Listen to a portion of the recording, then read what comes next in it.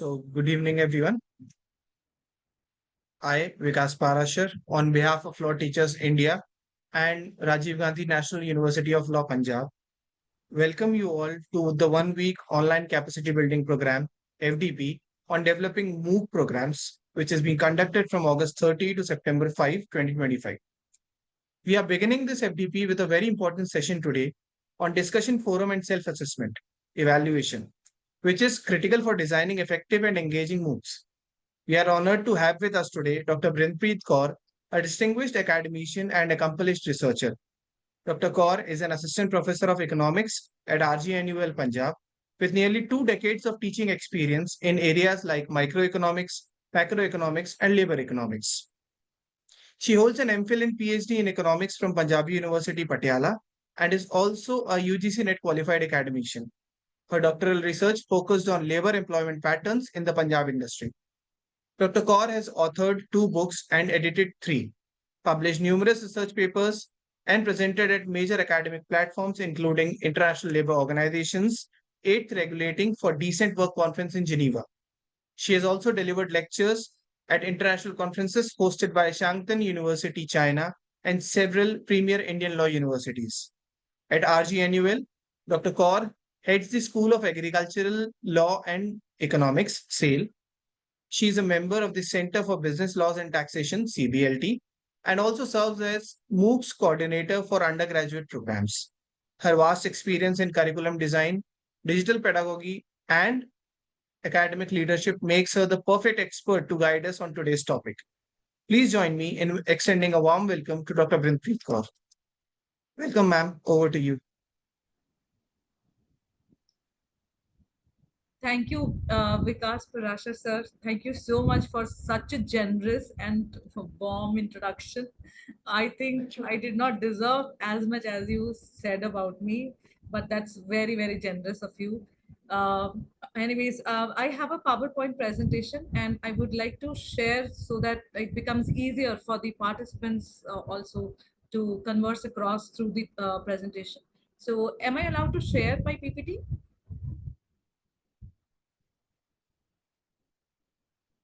Yes, madam. Yes.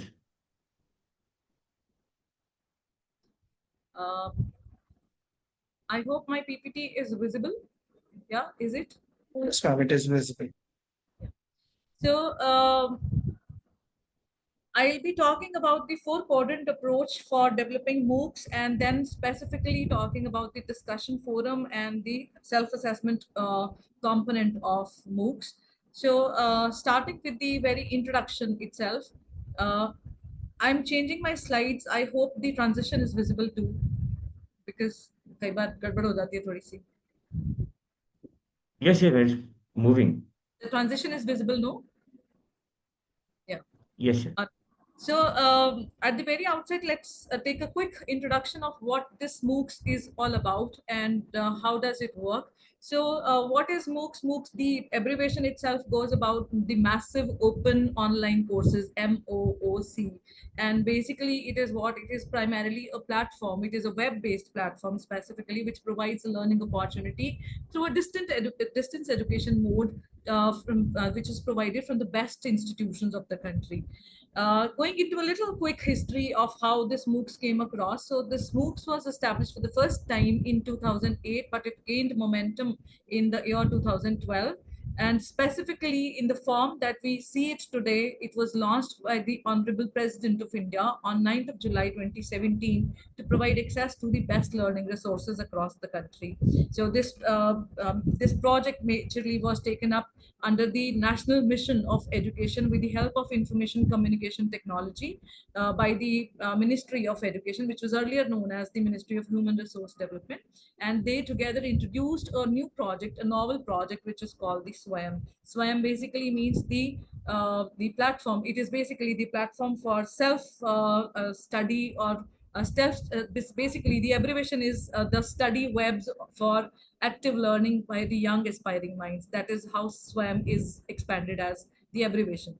These self-study webs for active learning of young aspiring minds. So this SWAYAM portal basically covers education from starting from the high school level to the higher educational level.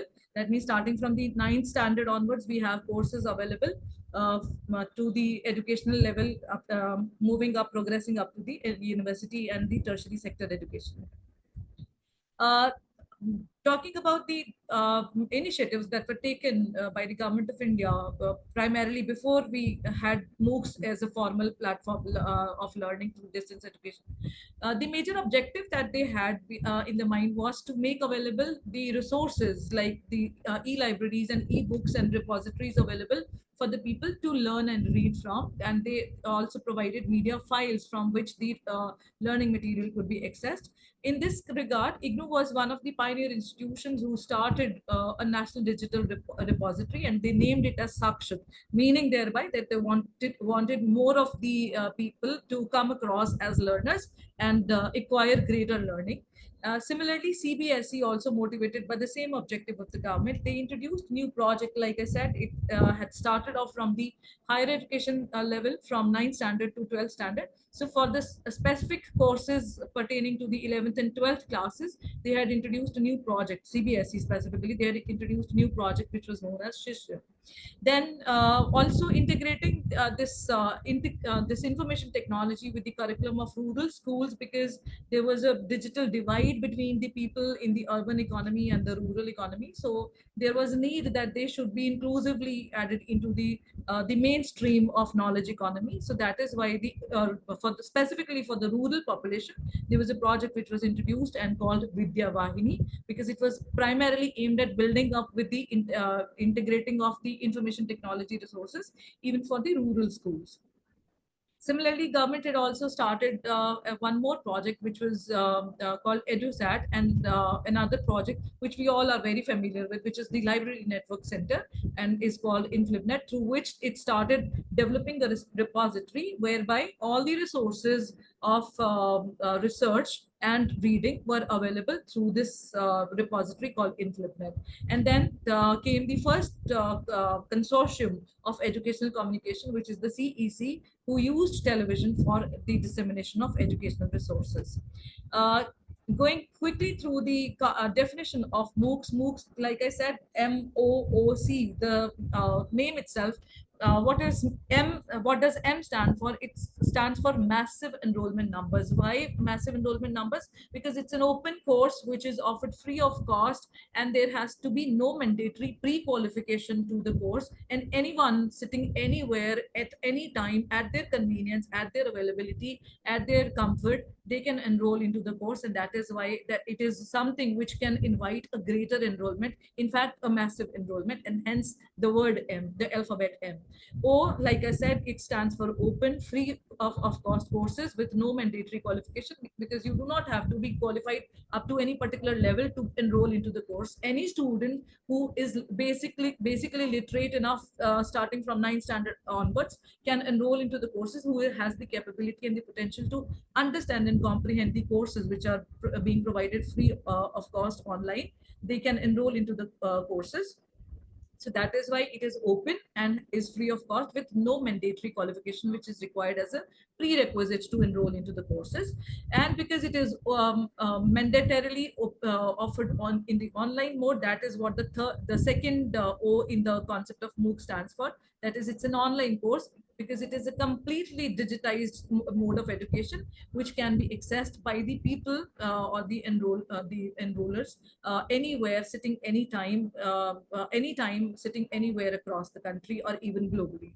And C stands for the structured course that has a prescribed syllabus and is designed in such a way that it meets the needs of the learners, and it is designed in a temporal manner. The nature of the course is more temporal because it extends its dimensions across time and tries to cover everything that comes under the domain of the subject, including the developments that have happened under the domain of the subject over time. Now, what is the difference between a MOOCs course and a traditional course, which cannot be called a MOOCs course? The major point of difference is that a traditional course, for that matter, must be a mandatory course which is a course offered by a particular institution and has to be studied no matter his choice or his interest meets the course or not, but he has to study the course as a mandate to complete the requirement of obtaining that degree or that criteria. But MOOCs, for that matter, is completely a voluntary course and is completely offered online, which can be enrolled and studied at the convenience and the comfort of the learner.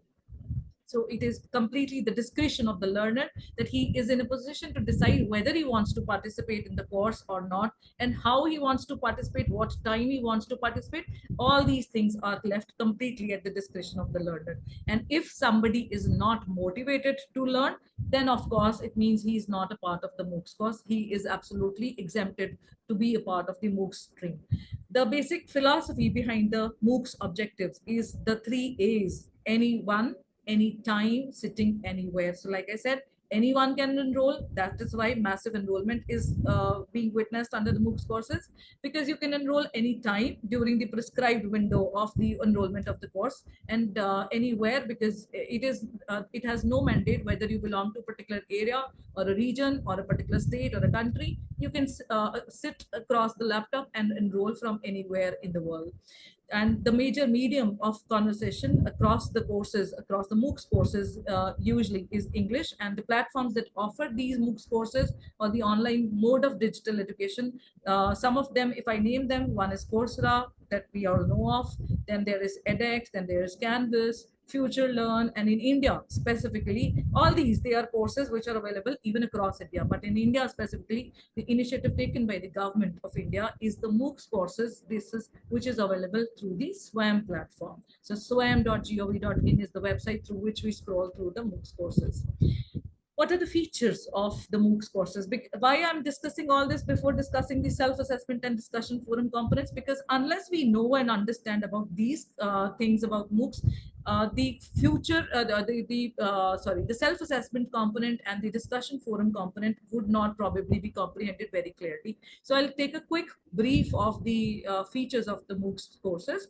One, it offers a liberty of choice, because the learners can decide where and when and how do they want to wish and what do they want to learn. So if I'm a student of humanities, it is absolutely my discretion if I want to study a subject pertaining to science. And through the MOOCs courses, I have a liberty of choice. I have an autonomy to decide if I want to enroll myself into a course. And regardless of my age or my qualification or the criteria, I can enroll into the course. And that is why it offers me a more open platform where I can decide for myself what I want to learn, when and how I want to learn. Then there is, of course, diversity that is attached to the concept of MOOCs, because the learners, they interact through the medium of self-assessment and discussion forum across from any part of the world, and their interaction promotes a more diverse thinking, because every learner, this point of course I'm also going to take up when we discuss about the discussion forum, but just quickly taking an insight into the features. This is also one of the components of the features, because when we talk of diversity, we say that the variety of the people who have enrolled into the course, they will come up across with different perspectives, and that is what will offer a diversity in the perspectives of learning to the people who have enrolled into the course. And of course, then there is connectedness, because through MOOCs, people can connect, they can interact, and they can remain in touch for a major objective or a broader objective of knowledge building. They're self-paced. This is a very, very convenience-based objective of MOOCs, because they're self-paced, so you do not have to attend proper lectures at a particular specified time. You can sit down and watch the video lectures, and they are self-paced, because then there is time and then there is method that has to be adopted on the basis of the content and the documents that are available with regards to the learning material or the reading material. So the learners, they have an autonomy to decide what time they want to sit down and what method they want to adopt with regards to learning from the content and the documents that are available, because if it is a 4-quadrant approach, it comes with the reading material also. So when we'll be discussing the 4 quadrants, I'll go across that also. Then because it is a course which is going to be available online, so that enhances the probability of lifelong learning. And when the learning is a long-term learning, it improves definitely the skills of the learner at any point during the lifetime. And for that matter, like I said, anybody, even somebody of my age, can enroll into the course. That means age is never a bar into the MOOCs courses.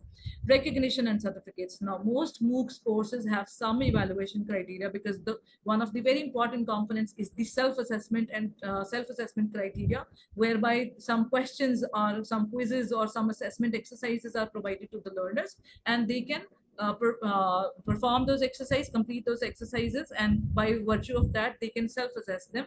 And this self-assessment criteria helps them and enables them to receive certification after the successful completion of the course. There is also usually some of the MOOCs courses also have a test, which is most of the times computer-based test. It is a kind of an MCQ-based test, which and there can be some subjects which also offer subjective questions or long questions that are conducted at designated test centers. Moving on. So what is the terminology which is attached to the formulation of the MOOCs courses? So there are a few concepts that we use when we talk of MOOCs. One is a course, quadrant approach. There's a national coordinator. There's a principal investigator. How do we define the term subject? So I'll briefly discuss these also. What is a course? A paper that is taught for at least a semester or a year as a part of a subject or a program.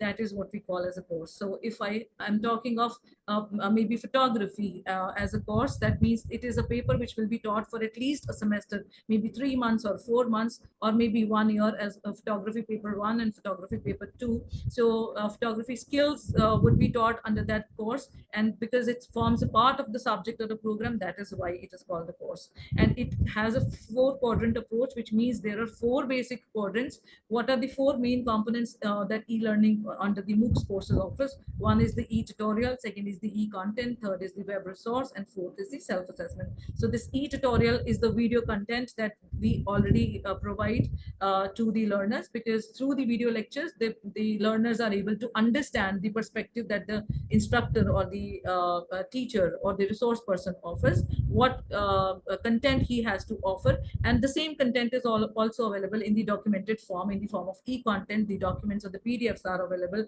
for the for the resources that are to be referred to while the learning is to be done. And then there are web resources, like some web links, some websites, and some additional e-resources that can be referred to or made use of while going through the course.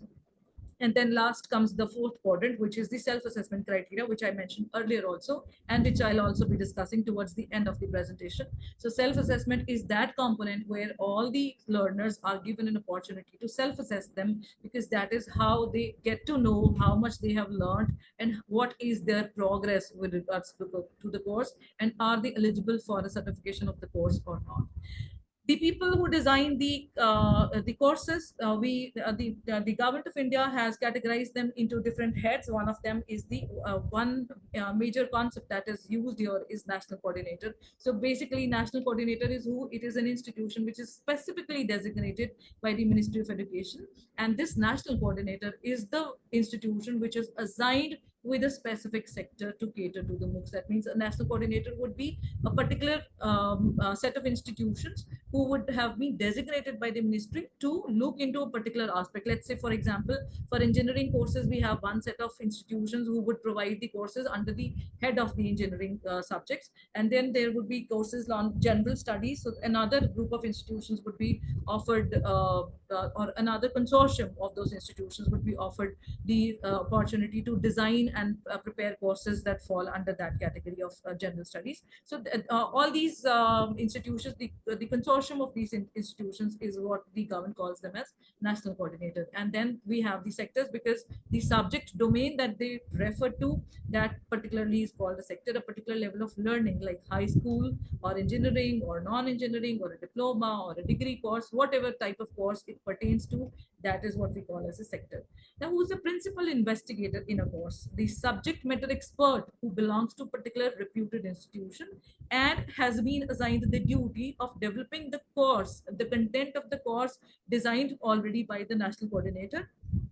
and is given the autonomy to design the syllabus, to prepare the lectures, to videograph the lectures, and then the entire literature resource is made available.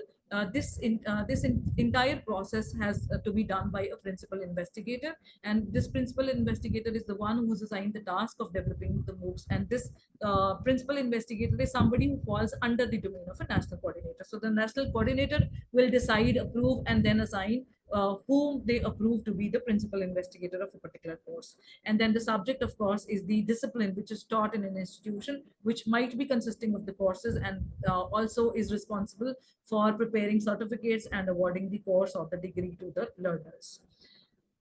Moving on, because I've already discussed the concept of national coordinators, so I'll quickly take you through the list of national coordinators. So as of now, there are 10 national coordinators who have been designated the course, the duty of designing the courses. One is AICTE, who are responsible for preparing self-paced and international courses. Then we have the NPTEL, who are assigned the course of designing the engineering courses. The UGC, of course, takes up the responsibility of preparing the non-technical post-grad courses. CEC, the Consortium of Education, that they are responsible for preparing the undergraduate courses of education. NCRT, of course, pertains to the school level education.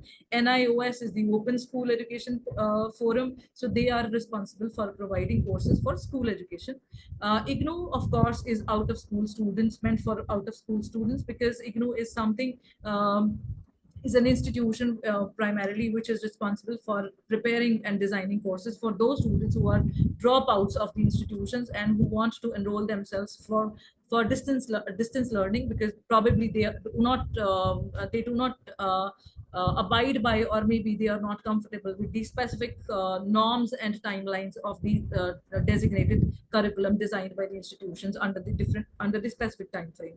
Then IIMs, IIMB, basically IIM, amongst the IIMs, it is IIM Bangalore, IIMB, who is designated to design the management courses, because they have shown their proficiency specifically in designing the management courses to be offered online. And then, of course, we have the NITTR, the National Institute of Training for the teachers research and teachers training program. So they are responsible for the training of teachers, or you can say the faculty or the resources who are responsible for designing courses. The institution which takes up the responsibility to train and groom those teachers, NITTR, takes up the responsibility of preparing courses for these people.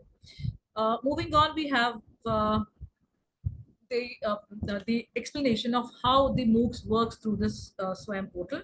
So basically, MOOCs through the SWAM is a one-stop point, which is a mobile-based interactive, which offers mobile-based interactive e-content. Why interactive? Because, like I said, the self-assessment and the discussion forum component comes up as a medium where the learners can interact amongst each other, discuss their problems, common issues, common doubts, and through them, they are able to resolve their queries and find solutions to the problem or the problem areas that they might encounter during the learning process.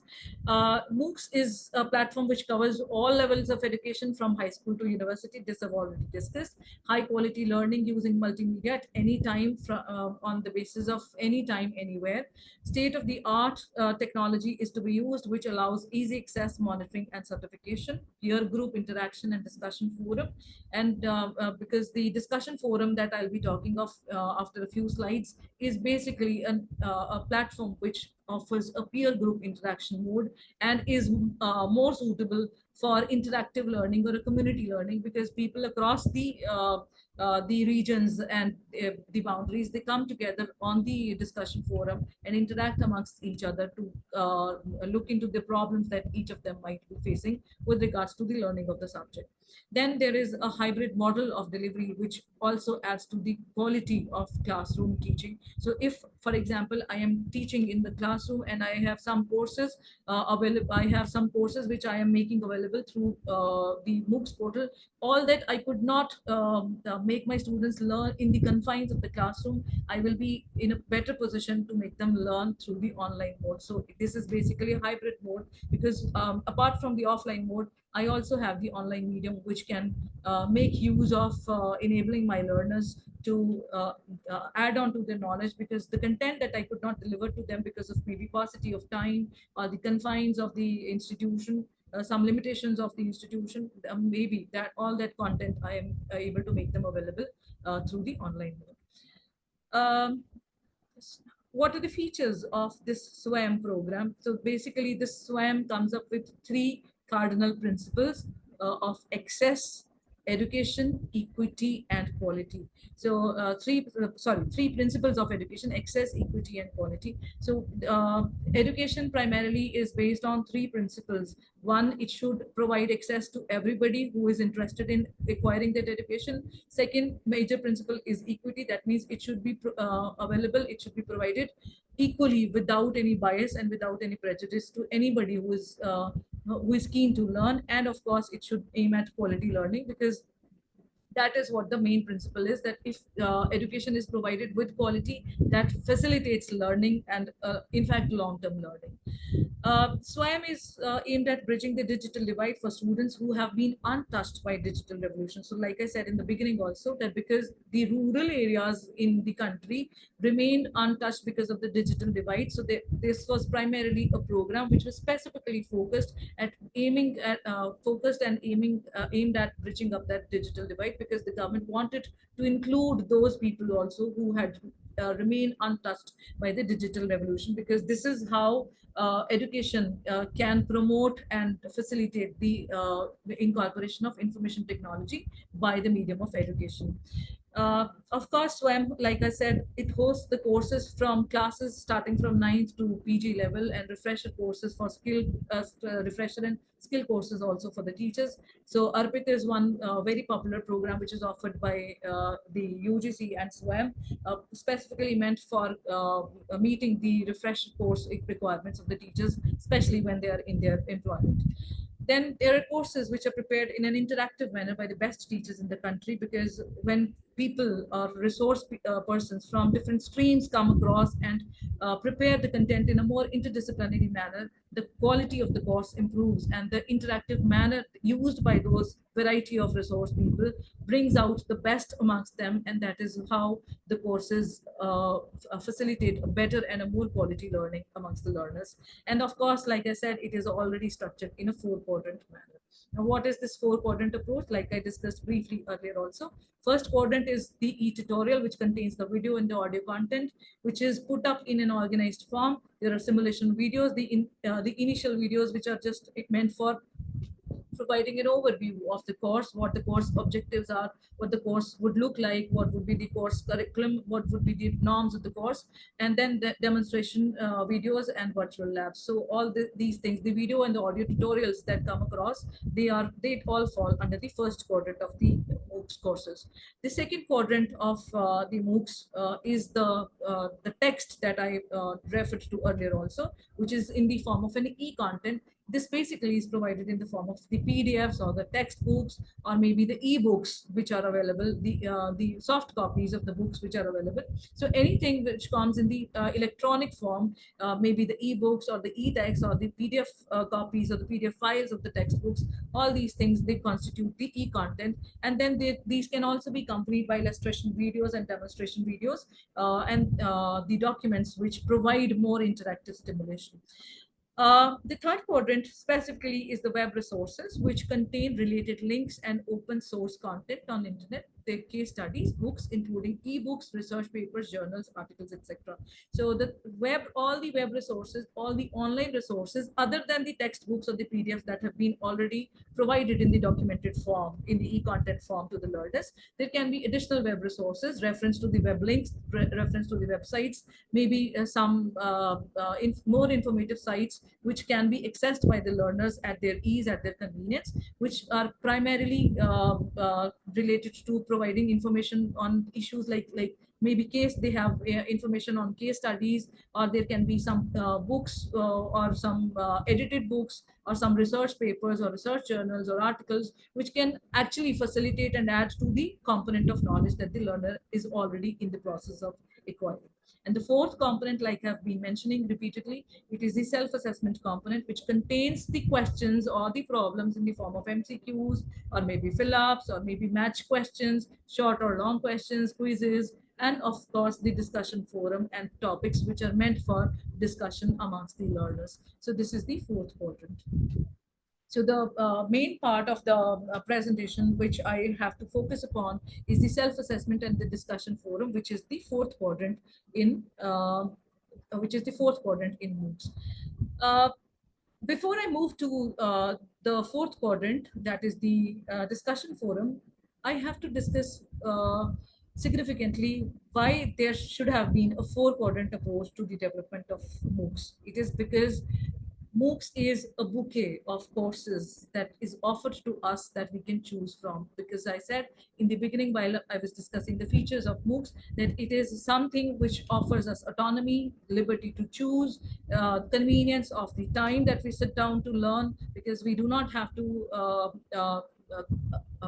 attend the institutions at the specific times and the hours that we might otherwise be working, during which we might be working. So because we are going to be offered a whole range of courses, that is why it is like a bouquet of courses that we have, that we can choose from. So these, why there has to be a four-quadrant approach, because it is a multi-dimensional approach to learning, because it is accompanied by the large size videos that we have, the video tutorials that we have, the video demonstrations, the lectures that we have from the resource persons and the instructors, with which also include the problems which might be related to downloading. So sometimes the videos are too large and there are problems that we might face with regards to downloading. So in that case, it pertains to the audio lectures or the reading material also. So the second component that we have to supplement it with is the e-content, so that somebody who's not been able to download a particular video because it was large size and it was not available otherwise for access. So these short videos with which are available under the MOOCs courses, because each video is available in a very short duration, which can be conveniently downloaded. So the first quadrant aims at providing access to those videos which are otherwise large and can be have been divided into shorter ones, so that the problem with downloading is done away with.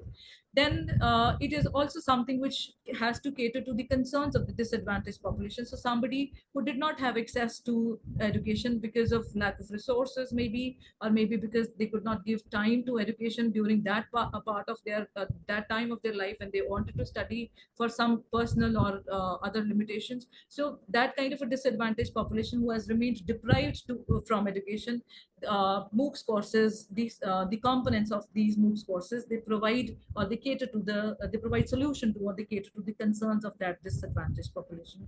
And of course, with the revamping of our education system or the education structure by the onset of the new education policy, there is absolutely a great need to conform to the new norms, so that we can have a more interdisciplinary and a multidisciplinary approach to the study and the learning of any subject for that matter. And that need to conform to the norms of the new education policy have been absolutely conveniently met through the four-quadrant approach of the MOOCs courses.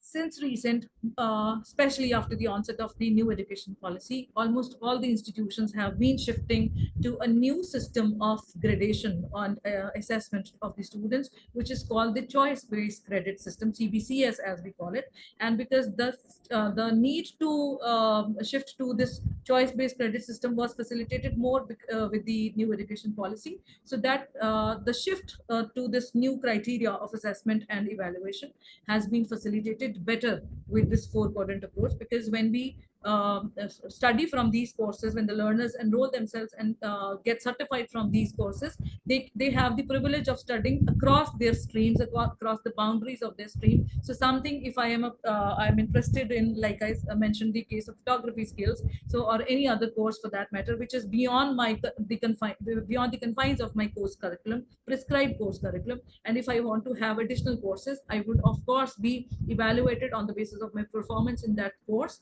and my my credits of that course would be transferred to my a degree that I would be obtaining from my regular institution. And then, of course, there has been a greater need to have more continuity in education, especially after the time of COVID. So COVID was one such time which put us in a situation where probably the educational sector was under a threat, that how do we continue with the education, and probably we were fearing that there would be a discontinuity or a break under this COVID regime. But fortunately, the help of technology facilitated us to continue with their education systems, because the online mode of teaching was a revolutionary way by which we could continue with the education system. What is the scope of SQUAM? What all courses do they cover? So like I said, they cover all disciplines, the diversity of all the disciplines like art, science, commerce, technology, engineering, law, medicine, you name it, and they have it. So everything under the domain of education, everything is covered completely under the scope of SQUAM. They have courses ranging from all subjects, all fraternities, and varying from across all disciplines. And of course, their school education modules, which like I mentioned earlier also, starting from 9th standard onwards to 12th standards, especially for the training of the teachers and the learners.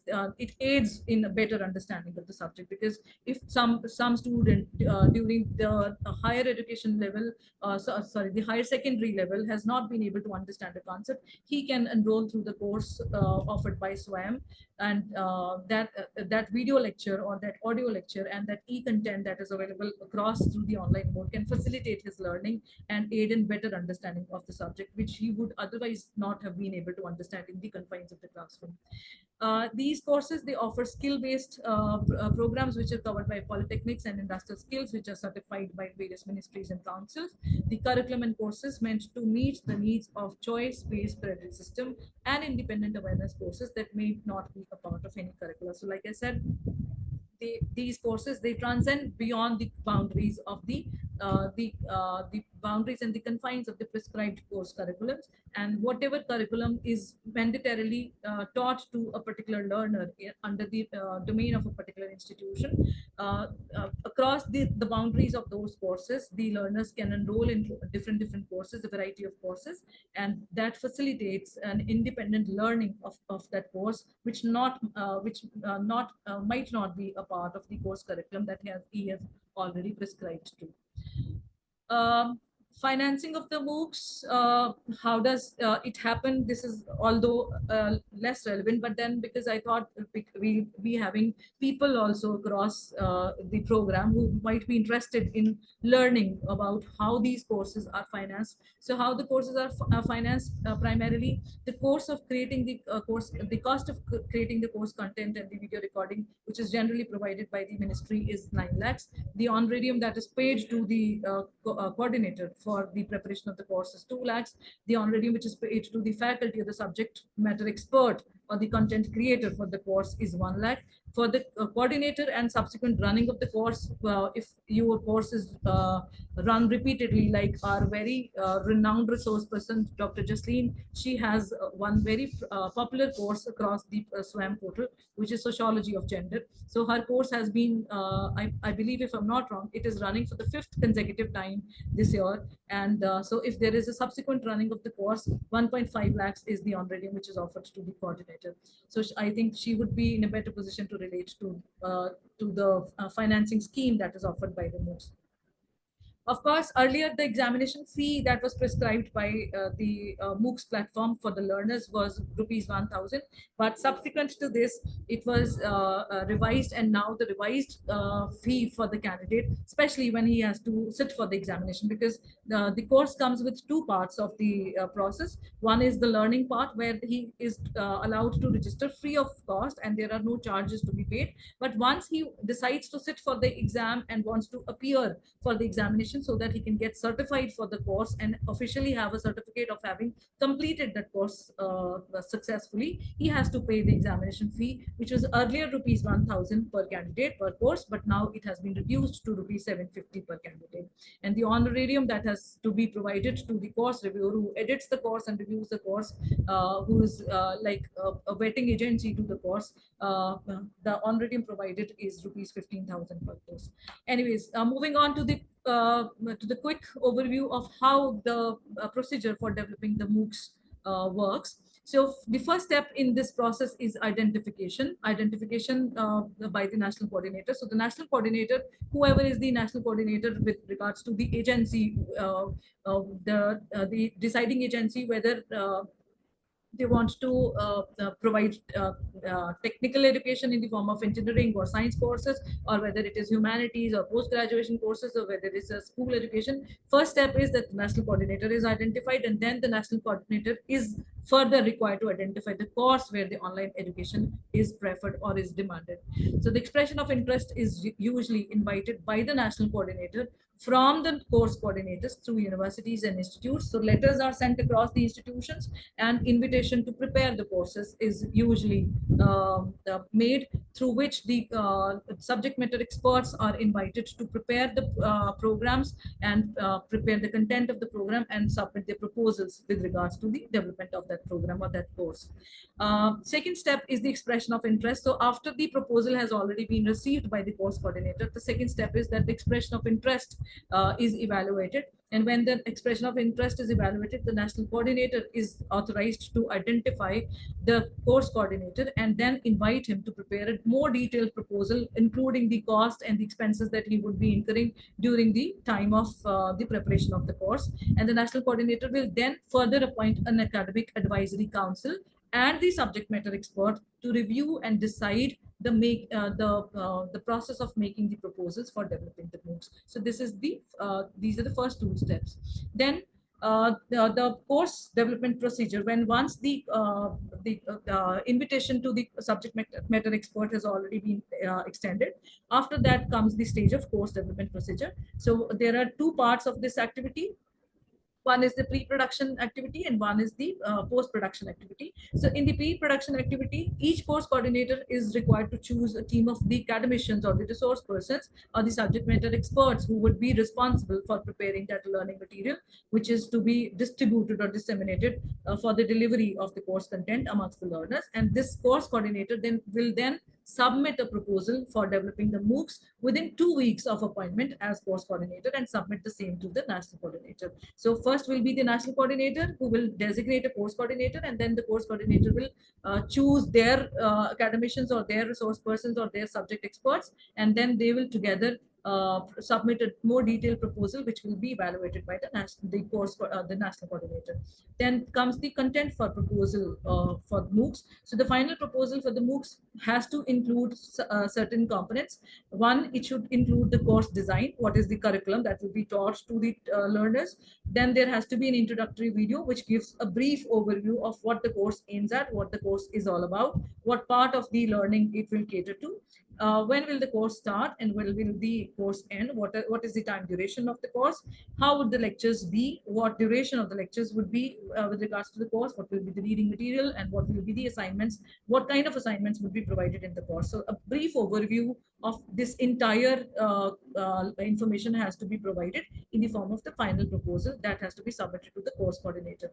The course content also has to include some more details with regards to the assessment criteria, whether the assessment criteria for certification of the course, whether it will be weekly or whether it will be bi-weekly, whether there will be quizzes, tests, or list of teaching assistants who will be handling the discussion forums.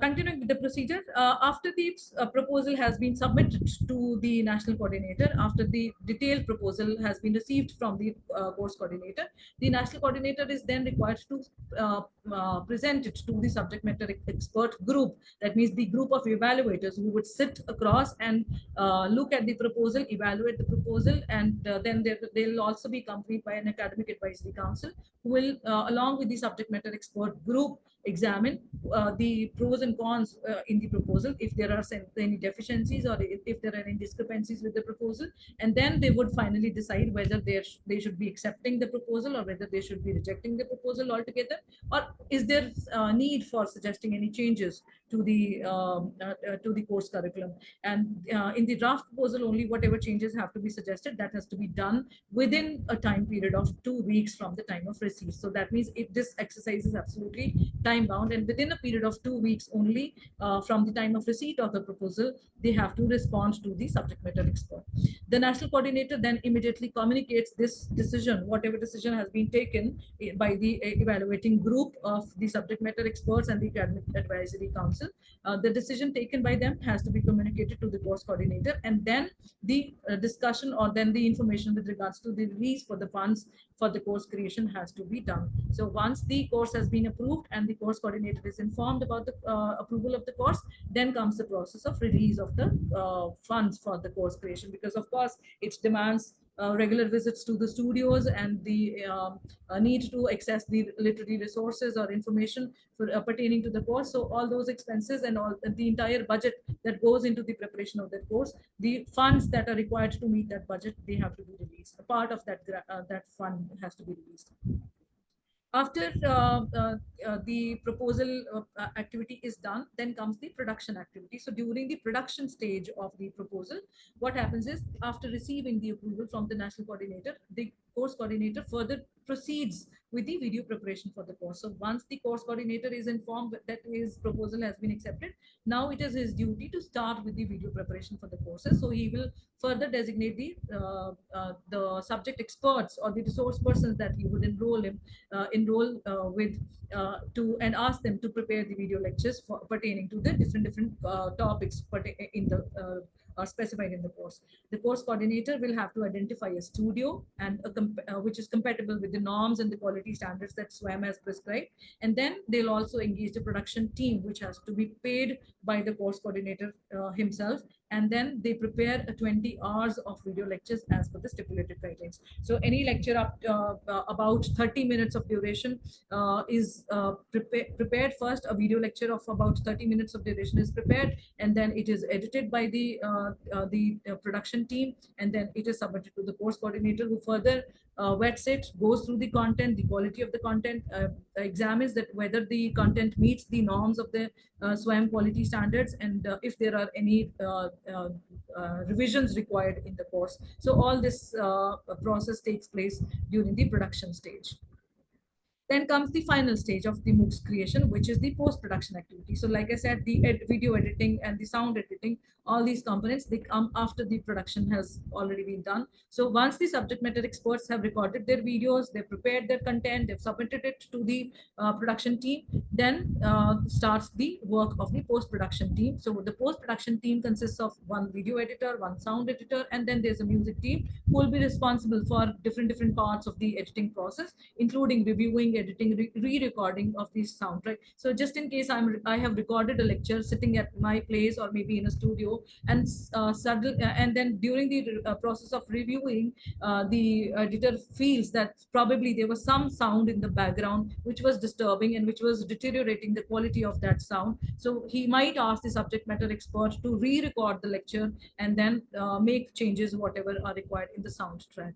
The post-production team will also add some visual special effects and computer-generated imagery. So they usually prepare some images and some graphics which are added to the video presentation just to enhance greater receptibility and to increase the attention component of the learners. And then finally comes the stage of the review of the course content and approval. So after the course has been completely edited, then the course coordinator will submit the course content to the national coordinator, who will further get the content scrutinized and thoroughly reviewed from the team of academic and technical experts. So then he will send it further to the experts who are academically more profound and technically expert. So then those people, the team of those people, will go through the contents and scrutinize if there is still need for any revision or any suggestion that they have that is to be forwarded to the production team or maybe their subject expert.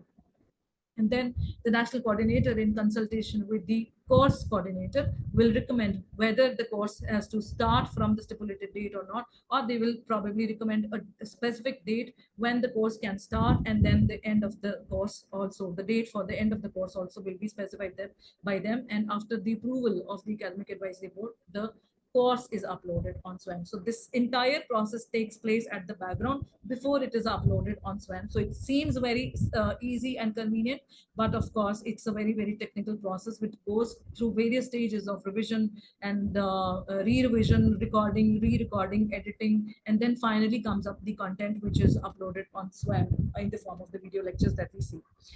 So taking you through the glimpses of the courses that as they look like from the SWAM portal. So like the NCRT courses on SWAM, they have courses pertaining to the +1 and the +2 classes also. So NCRT has prepared courses which pertain to the 11th and 12th standards, whether it is sciences, whether it is humanities, whether it is commerce, the courses across different streams are what are prepared by the NCRT. And then, of course, like I mentioned, there is one national coordinator which is responsible for preparing the proposals on management courses alone, and that is the IIM Bangalore. So this is how their website looks like, and this is how they invite proposals. So if somebody is interested in providing or in submitting a proposal for management courses, they can refer to the IIM Bangalore's website, and that is how they go through the process. You sign in, you submit a proposal, you look at the SWAM guidelines, and then the courses that are already available with them. If you have something new apart from these existing courses, if you have something new to offer, that is how the course is approved. That is what decides whether the course will be approved or not. When we are already discussing so much of MOOCs courses, it is very important for us to look at how the academic perspective of these MOOCs courses works. That means how much do they contribute to the career advancement scheme of the people who are associated with the development of these MOOCs courses. So when we talk of the e-content creation, it also provides us sorry, academic benefit, especially from the point of view of our CAS promotion. So if someone who has been responsible for the development of complete MOOCs courses in the form of the 4 quadrants and is providing at least a 4 credit course, then the academic score which is to be awarded to that person is 20. In case the MOOCs is of lesser credits, then 5 marks per credit are to be given. So let's say if I am developing a course which is not 4 quadrant, or which is probably not four credits, or not eligible for falling in the 4 quadrant approach, then for every credit assigned to the course, 5 marks are awarded. If the MOOCs is developed in a 4 quadrant approach, then per module, if I am a subject expert and if I have contributed 1 lecture or 1 video lecture along with the other 4 quadrants, including the e-content and the self-assessment component and the web links, the information pertaining to the web links, then per quadrant I'll be awarded 5 marks. So if I am working on all 4 quadrants, then the maximum score that I can get is 20. But if I'm working on a maybe 2 quadrant or a 3 quadrant a component of MOOCs, then the score will be awarded accordingly, maybe 10 or 15 in that case.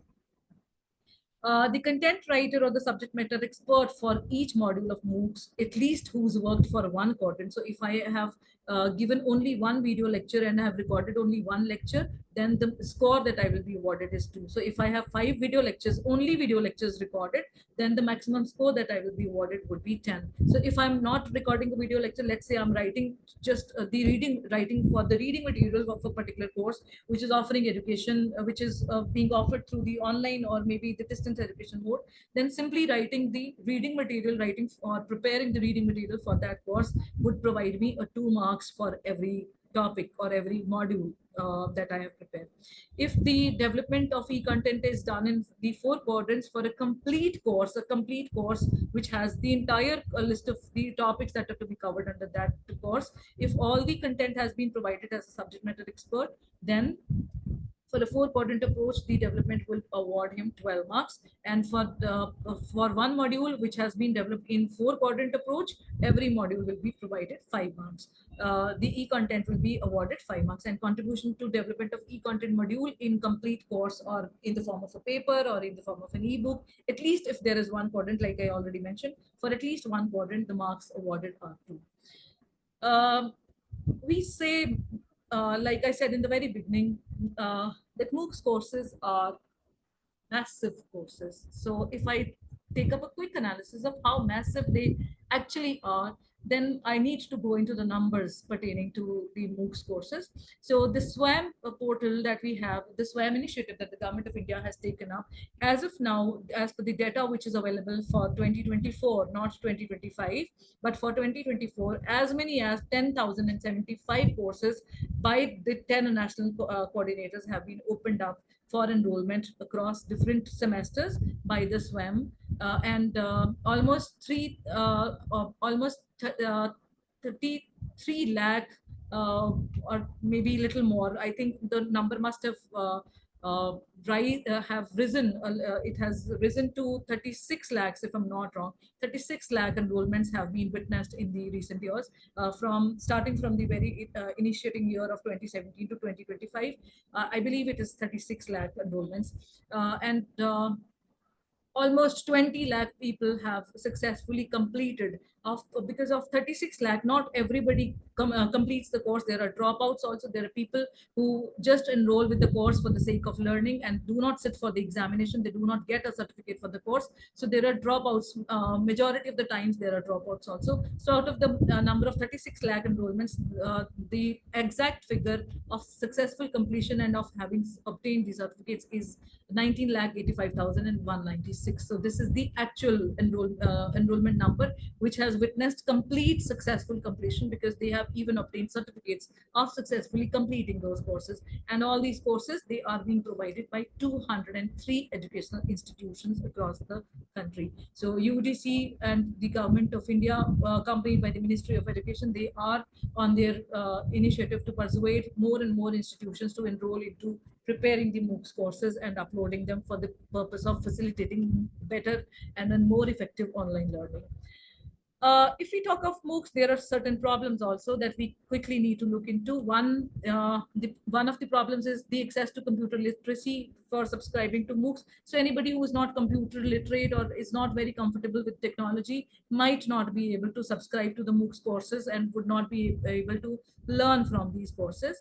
And then accreditation of MOOCs courses is a major issue, because not all the MOOCs courses that are offered across the SWAM platform, they are accredited by the government institutions or other organizations. So at times the accreditation offers a limitation, because those courses which are not actually accredited by government institutions or proper academic organizations, they usually have a less reliability or less dependability criteria. So credibility and reliability of assessment criteria also undergoes questions and uncertainty, because if the assessment criteria doesn't meet the requirements of the traditional form of course curriculum, then of course the MOOCs courses come under a scanner.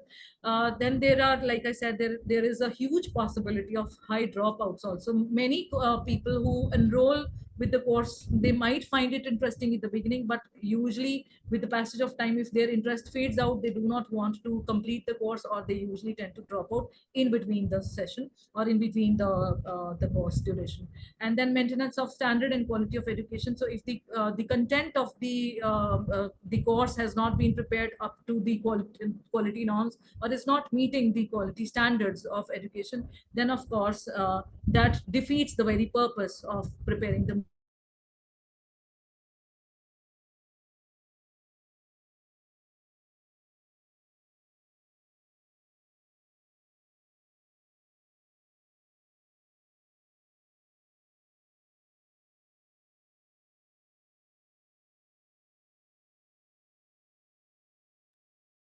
I think there is a network issue. Yes, sir. Please wait for a while, participants.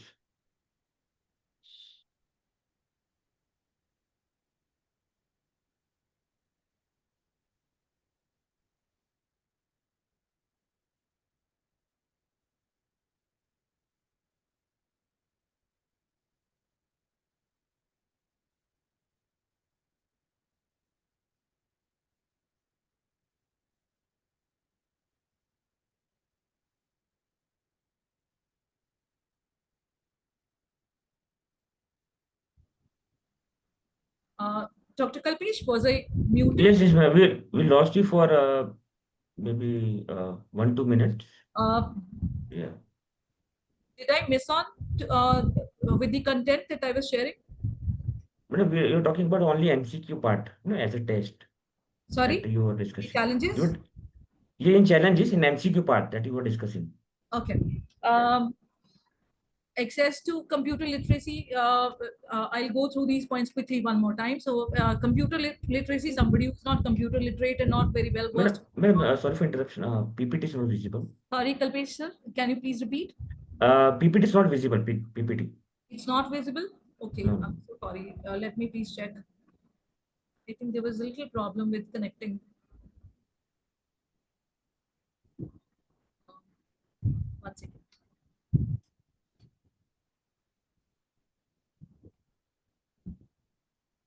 I hope it is visible now.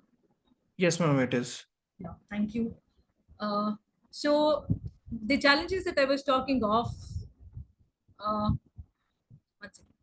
Yeah. So the challenges that I was discussing that pertain to MOOCs, one is computer literacy, because somebody who is not computer literate would obviously not be able to access the resources and the information available online. The accreditation, because sometimes the government institutions and the academic organizations, they do not accredit the MOOCs courses the way the institutions usually do. So the lack of accrediting, a proper accreditation criteria reduces the credibility and reliability of these courses. And of course, the credibility and reliability of the assessment criteria also is under the scanner, because if the assessment criteria doesn't meet the norms, then credibility of the course is reduced. Then, like I said, there can be dropouts, because people usually tend to drop out if they don't find the course interesting enough or engaging enough. They tend to drop out. So during the duration of the course, also in between, there are a huge number of dropouts who leave the course and do not take it to completion. And of course, maintenance of standard and quality of education, when people do not want to commit themselves to preparing quality literature or quality reading material, that is that compromises what deteriorates or reduces the standard of quality of education. And like I said, the primary norm of the providing the MOOCs education, or the education through the MOOCs medium, was to provide quality education through the online mode.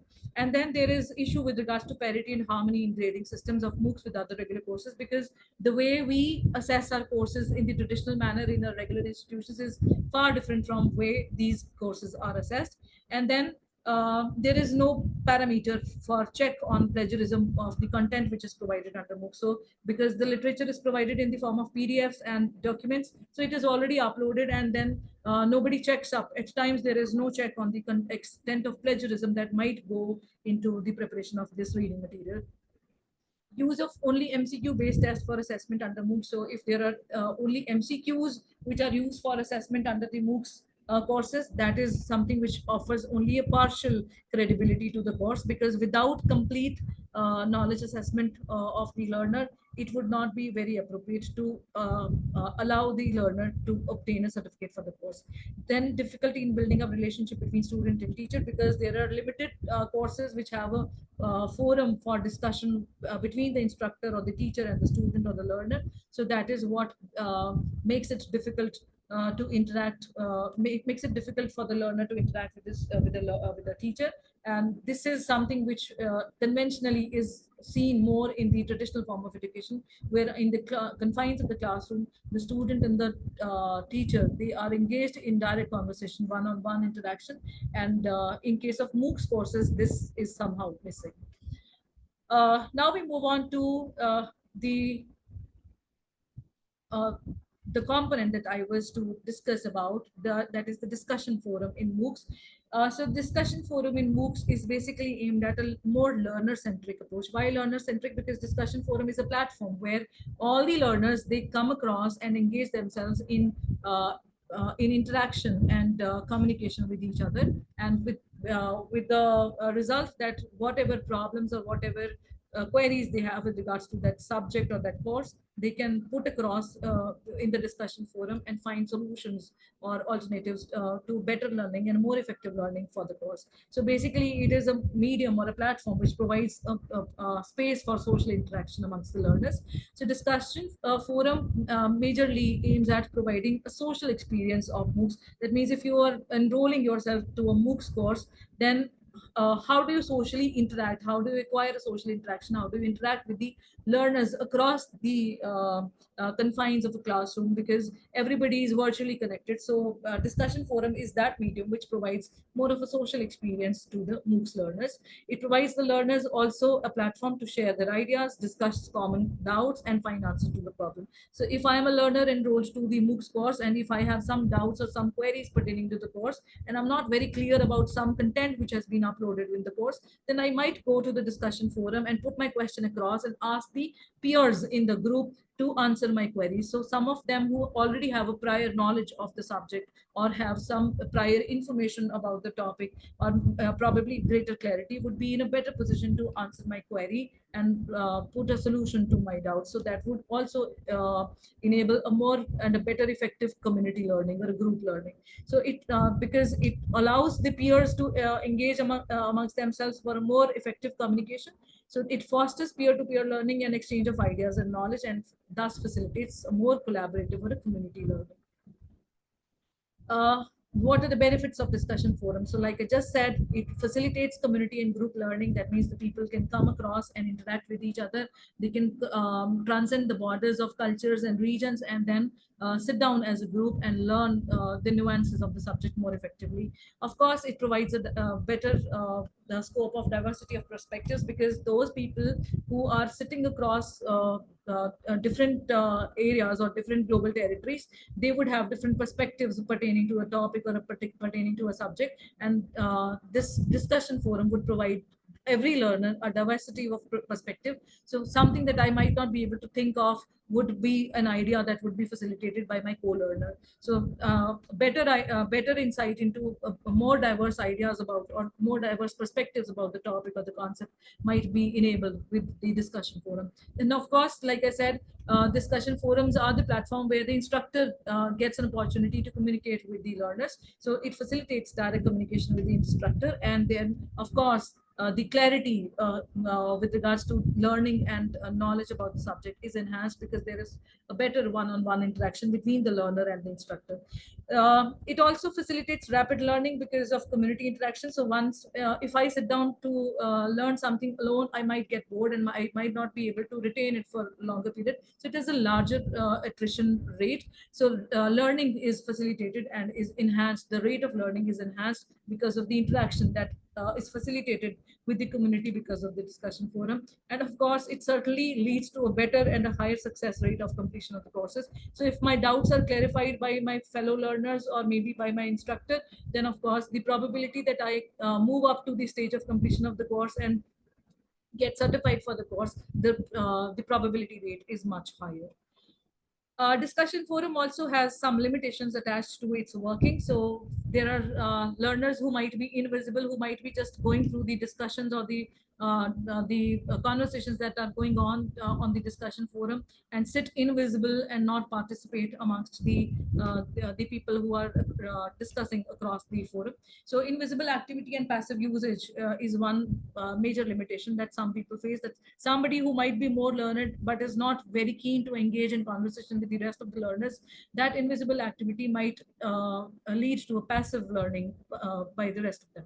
Then it is more of an instructor specific design with more dependence on the instructor for the answers, because if the peers all belongs to a similar age group or a similar community or a similar cultural perspective, then their interpretation or their understanding of the subject might be completely different from the way it has been designed or probably aimed at by the instructor. So that is why the kind of doubts that might come across, they are more dependent upon the way the instructor wanted the concept to be understood. So that means absolute clarity of the concept only comes with the instructor being involved in the discussion forum, and unless the instructor is involved, the clarity is usually less.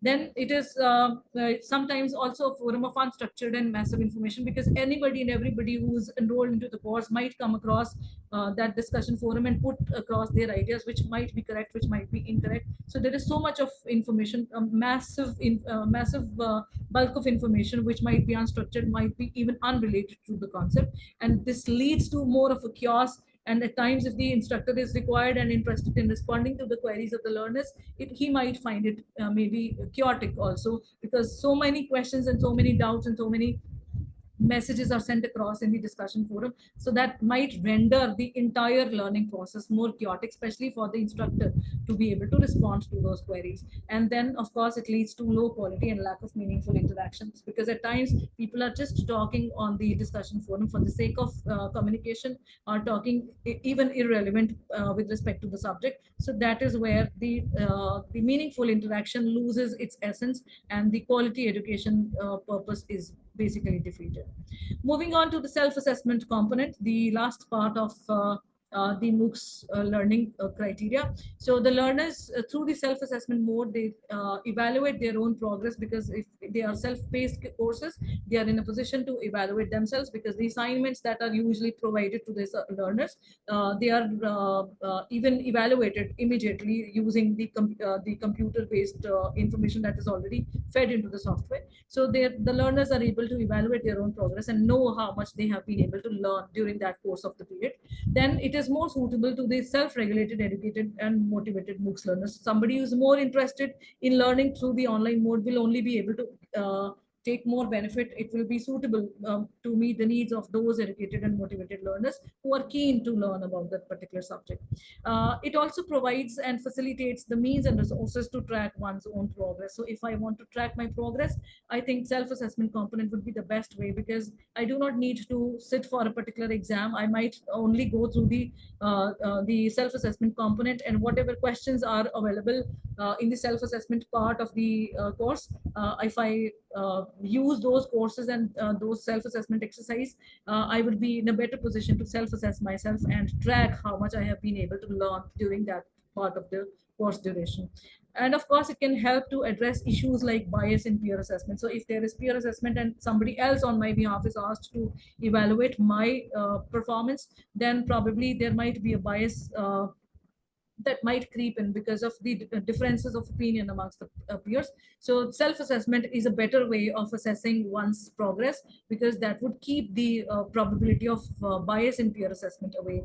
And of course, the rubrics and the checklists and the reading material and feedback which is provided in the self-assessment, that of course makes it more convenient for the learner to assess where he stands towards the end of the course. And it helps the learners to keep them engaged all throughout the course, because if there are some exercises and you are evaluated for those exercises periodically during the learning of the course, then of course it will help the learners to remain engaged, and it will keep their interest intact for the duration of the course. How this self-assessment component works, of course, it provides greater course clarity. Instructors provide clear guidelines for the learners, how they evaluate their work. It facilitates effective learning, provides them time for revision and self-assessment. And then the advanced MOOCs courses, which come with some complex project assignments, the self-assessment component also provides greater accuracy in assessing themselves. And of course, because it also comes with the more integrative approach of feedback, so the course material which comes with the explanation for the correct and the incorrect answer. So if there is a self-assessment exercise and it is assessed immediately after I submit my assignment, I would be in a better position to know that the answer that I've submitted was correct or not. So that would facilitate more integrative learning, and also make me capable enough of assessing whether I have been able to exactly gauge the concept and understand it comprehensively or not. So with this, I come to the end of my presentation, and I would be more than happy to have any questions that somebody might have. So the forum is open. Yes, ma'am. There are some questions. Madam camera बंद है आपका ma'am camera बंद है आपका you would like to I don't Yes, ma'am. We have a question from Miss Purva Dige. Off. Oh my God. Also, So can you please unmute? my camera is working already. Purva, yes Yes, Purva, over to you. Am I audible? Yes, please introduce yourself and then ask. Okay, my name is Purva Dige. I'm an assistant professor of law. Firstly, it was a very informative session. I had a question regarding the procedure for developing MOOCs. You mentioned that the national coordinator, like expression of interest, is invited by the course coordinators through universities. Now, I work at an affiliated college of a university. So, is there any procedure for registering yourself as a course coordinator, or where I could, or is there a No, portal where I? if you're working at an affiliated college, affiliated to a particular university, then I would suggest to you that you please approach the university that the institution is affiliated to, and then get in touch with the course coordinator who has been designated by the national coordinator to develop that course, and you can be enrolled with the course development as a subject expert for the course. Or Okay, so you can even independently submit a proposal for developing the MOOCs courses from the MOOCs website itself. So whatever course you have in your mind, you will have to go scroll through the list of courses that are already offered, and then you will be able to see the course that you are planning to design, whether it is available or not, and if the curriculum that you want to offer, whether it is already being taken care of or not, and if something that you are going to take across is new, then of course you can submit an independent proposal as well. But of course, when you will be enrolled as a course coordinator, then you will also have to get attached to the national coordinator pertaining to the field that you are working on. okay, so if I understood correctly, I have to get in touch with my university, or I can independently also submit a Yes. expression. So, where can I get You this? can, you can submit your expression of interest that okay, I as a subject matter expert and even as a course coordinator. But of course, then when the process will begin, then they'll assign you the course coordinator, or maybe they designate you as a course coordinator and then ask you to design the course, and then you can attach more subject experts with you for developing the entire course.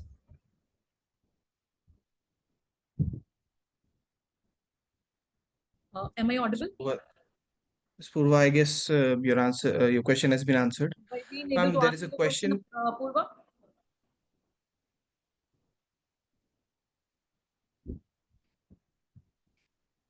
I think she's muted. Yes. Yeah, we have Ms. Ramala. Okay. She's texted that. Okay. She's okay. Hello, ma'am. This is Irmala from Surat Law College. My question, or rather a query, ma'am, that we do not have a professional studio in our vicinity for recording MOOCs. So can we record it with a good instrument at college or at our residence, and will it be acceptable? Like, No, actually, the one basic requirement of the MOOCs courses is that there has to be a proper recording studio and a team of the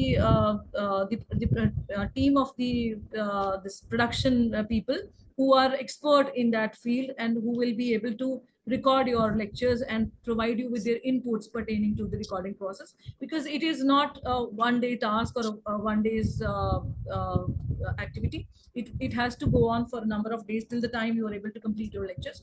So if you do not have a studio in the vicinity of your institution or the place where you reside in, then of course you will have to look up for a designated studio who cater to the recording needs as prescribed by the MOOCs norms, and who can record the videos for you, because it also needs a team of professionals who will definitely be there to edit your videos and review your content and scrutinize whether the entire process of recording the lectures went well or not. So you will have to oh, get in touch with some professional Yes. studios who have been specifically designated by the MOOCs or the national coordinator for the purpose of recording the lectures. Mhm. But like difficult. one of the resource person, Prasant. So he'll be talking on because he's handling recording things. He has done a lot of so many production at Gujarat University, EMRC. So Yes. that way, so he was discussing with me. So people come and for rent, that way they do this. Yes, Prithvi like ma'am, for you want to example, say something? I Yeah, go belong on. to Patiala. So the EMRC center that we have at Patiala, they cater to specifically they cater to the designing and preparation of lectures for law courses. So people from across the country who are interested in preparing courses pertaining to the law fraternity or law stream, they are usually invited here at their studio, and then they facilitate their recording. So at times they facilitate them from this place, and then at times the resource persons are even enabled to record the lectures at somewhere near their places if there is some Ma'am, tie-up. yes, good evening.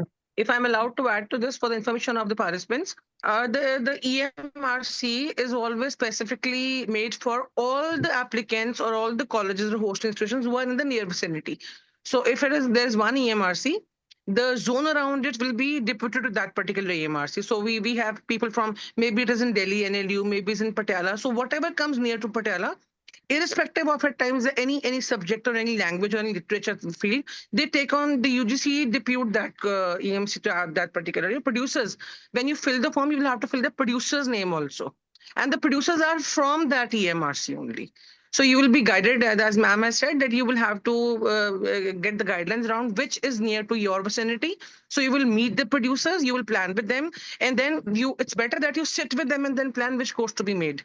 So that is very helpful. Then obviously the producer is from that particular zone or that EMRC, you will be given that EMRC. That will be quite helpful for you if you meet the producers beforehand applying for the courses. I think ma'am will support this point. It's quite better if we meet the producers and select them beforehand before we make the courses. Because the team of producers that who are usually assigned the duty of preparing the video lectures for the resource persons, they already have like a launch Yes. schedule already pre-planned. Yes. So they would Yes. have Yes. to provide their availability, and you will have to Yes. check with whether they are available during those days that you want to record your lectures or not. So that, Yes. Yes. I can Yes. give you the Wonderful. example of the EMRC that we have at Patiala. One unit of theirs pertains to the video lectures on the law courses, but the rest of them, it's not just one person's team, it is a team of 4 or 5 people. So the rest of them, they record lectures on other streams also, like Dr. Justine has already provided her inputs also, and like I shared earlier also during my presentation, that her successfully fifth time successfully running course on sociology of gender, that has also been recorded at EMRC Patiala only. So it's a team of the producers who are assigned the responsibility. It's only for the resource person or the subject expert to get in touch with them and find out with their availability and whether you are approachable to them with regards to the distance or not. Thank you so much, both of you, and even Kalpesh Gupta, sir. Thank you. Thank you so much. Thank you. Ma'am, Arana, thank you. So, Yes, because I think, ma'am, with your permission, we can end because so many questions will come up that can be covered in. नहीं तो आज ही program खत्म हो जा सकता है. Yeah. Yes. Thank you, madam. Over to you, Vikas. yeah, so officially Madam, concluding, ma'am, thank you so much. Okay. Really, ma'am, it was such an insightful, detailed, and practical session on discussion forum, self-assessment and evaluation. The explanations that you gave, how discussion forums foster peer learning, how effective self-assessment and evaluation techniques are, and about the origin history and the details of MOOCs, they have given all of us very actionable strategies to implement if we want to be a MOOC developer, like MOOC program creator. So, on behalf of Law Teachers India, Rajiv Gandhi National University of Law Punjab, we extend a heartfelt gratitude for sharing your expertise, experience, and practical insights with us today. We also thank all the participants for their active engagement and the organizing team, yes, undoubtedly, for ensuring the smooth conduct of this session. With this, we'll conclude today's session and we look forward to meeting you all in the upcoming sessions of this FDP. And yes, ma'am, once again, we would like to have you once again with us in some other program Yeah. as well. Thank you, Vikas. Thank you so ma'am. much, Thank you, dear. ma'am. And Brindpreet, ma'am, thanks again from your own university and from Kalpesh sir also, because you adjusted my problem today. It was my turn to begin the session, but due to some medical urgency, I'm not able to move my arm, but you were the one who understood and you prepared the thing so well, so Yes, madam, wonderfully. sure. We are so proud of you. Thank you so much. Honored having you here as a resource person. Too generous. Otherwise, we are sitting together all the day, working together all the day, but like having her, like this is an honor for me. Thank you so much, ma'am. Thank you. I am Thank you, Vikasji. Thank you. humbled and Thank you, privileged ma'am. to be on this forum. Thank you, everyone. Thank you, Kalpesh sir. Thank you. See you tomorrow. Bye-bye. Thank you. Thank you. Thank you. Thank you so much. you. Thank you, Thank you. Dr. Kalpesh. Thank you, Professor Vikas. Thank you so Thank much. you. Look forward to more associations. Thank you. Yes. Yes, ma'am. Thank you. Because it was a wonderful moderation too. It's a very, very, very intellectual building beginning of the session. Congratulations to everyone, all the participants also. Thank you, everyone. See you. Thank you. Thank you. Thank you. Dr. Kalpesh, just in case anybody has a question which has remained unanswered, I can share my email ID, so they can please drop their questions on my email ID. If it's perfectly fine, should I Yes, write yes. it in the chat box? No, bro, sure, sure. You can share with me. We will share in the group also. We have WhatsApp group. Okay, so my email ID is brindpreetkaur@rgnl.ac.in. I have dropped the message in the chat box also. So I hope it is visible to everybody, but just in case it isn't, I can get in touch with you and I can share my email ID across. Sure, sure, sure, sure. Thank you. Thank you, Dr. Kalpesh. Thank you, Professor you. Vikas. Thank you, all the participants, and hope you have a great evening. Take care. Thank you. Bye-bye. Bye, ma'am. Thank you so much, ma'am, once again.